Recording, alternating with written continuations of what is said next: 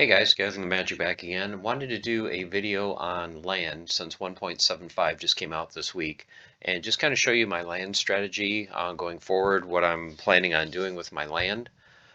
Just to show you guys, go to production.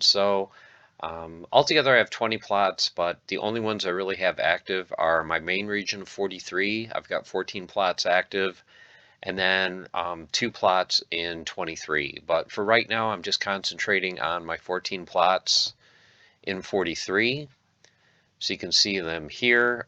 Some of them I have maxed out. Some of them I just have 1 or 2 monsters on just to get everything up and running.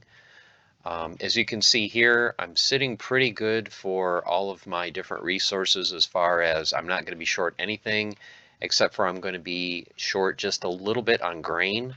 But that's not really a big deal. I've got over 355,000 grain, so the amount I'm short really isn't a whole lot. And plus with this strategy, I'm going to be collecting and converting some into DEC, and then I'm going to be using that DEC to stake on land and then be able to get some more monsters and get my 5th grain plot more maxed out. That way that's going to cover that little bit of shortfall. So what is my strategy? So right now, what my strategy is, I want to collect every day at the same time. For me, with my work schedule and everything, it works for me to collect right around noon every day. So what I'm going to do is every Monday, Wednesday, and Friday, I'm going to stake my resources into liquidity pools. Now, the way to do that, and one of the questions is, if you don't have DEC, how do you do liquidity pools? Because you have to have an equal amount of each. And I want to give a shout out to Matt Clark because I saw him do that and it made a lot of sense to me. If you go to your trade hub and let's say I want to do my stone and I want to put that in the liquidity pool. And let's just say I didn't have any DEC. What you could do is go to your region, find out how much stone you have. So I've got a little bit over 1,500 stone. So what I would do is I would take half of that, 750, and then I would convert that half of that into DEC. That way the remaining 750 I would be able to pair with this DEC that I just changed it for, and it'll come out even. So that way, even if you don't have any DEC to start with, you'll be able to put it in the liquidity pool. So I'm going to do that on Monday, Wednesday, and Friday, and I'm going to do that for all my resources, just so that I have a little bit in there. Let's see, let's go to the market now so you guys can see what I've got. I've just put a little bit, I don't have a whole lot. My main production right now is, for all my resources, my heaviest one is stone. So a couple days ago I put in over 2,200 stone, the matching amount of DEC. Wood I've got a little over 1,400, a little bit of DEC, and then iron just a little bit over 100. So another nice thing with this is I don't want to be tempted to just get rid of all of it every day, even though it is tempting. I want to keep these resources. So with them being in a liquidity pool, they're kind of locked up.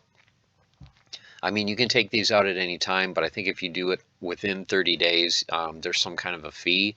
So this is kind of some discipline for me. That way I'm going to have each of some of these resources tied up, because I think in coming up sometime later this year, we're going to be able to use these resources for other things in game. Whether they're for revival potions or fixing wagons or, some other kind of potion. So I don't want to spend everything. So this way I'm going to have a nice little stockpile that's kind of tied up in these liquidity pools, but it is giving me a little bit of fees. So that's one thing that I want to do. So I'm going to do that Monday, Wednesday, and Friday. Everything goes in liquidity pools. And then Tuesday, Thursday, and Saturday, what I'm going to do is I'm going to convert everything to DEC. So what I'm going to do is I'm going to go in after I claim. I'm going to go to the trade hub. I'm going to go to wood, and I'm going to max it out from my region, see how much I have, and I'm just going to convert it all to DEC. And then I'm going to go to stone, do the same thing, convert it all to DEC. So with that DEC, what I plan on doing is I can either build that up for more staking of cards. Once I get 10,000 DEC, then boom, there's another max level worker I can put on land. And then also I'm thinking of saving some of it for Conclave Arcana, because I want to get a ton of DEC for that, so I can buy as many packs as possible. And then on Sunday, what I'm going to do is I'm also going to convert everything into DEC, but then instead of using it for land staking or conclave arcana, you know, a little pool there, what I'm going to do is I'm going to turn it into either SPS vouchers or time crystals, because I want more of all the assets in the game, and I don't think this is something that I need to do every day. You know, once a week should be fine. The way you can convert your DEC into SPS, in case you don't know, you can go on over to Hive Engine, and you can go to the swap feature. And once you send your DEC over here, you can simply swap your DEC into SPS if that's something that you choose to do. So that is my plan. Vouchers as well. I need to get more vouchers for the new voucher card that came out, and then time crystals. Don't overlook time crystals. Let's take a look and see if their price on time crystals has moved up at all. They usually are just a little bit above 3 cents. So yep, so right now time crystals are running you right around 37 DEC per time crystal.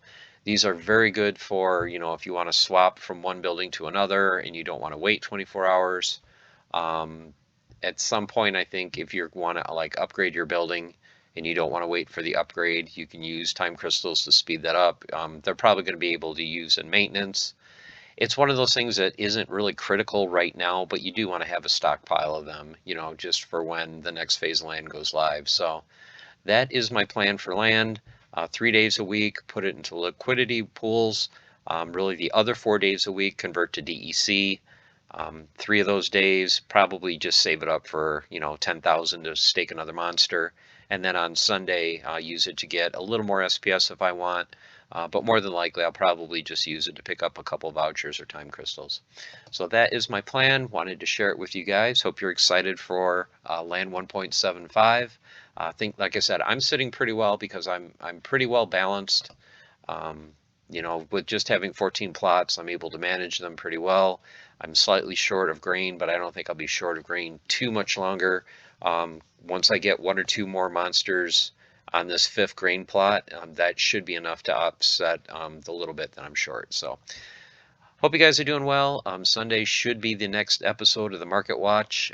It'll probably be late in the day. I will be traveling this Saturday and Sunday, so won't get home till Sunday evening. But I'll try to get the Land Market Watch out sometime, probably late Sunday evening, so stay tuned for that. And as always, guys, stay the course, keep on forging, have fun, and I'll see you soon. Take care.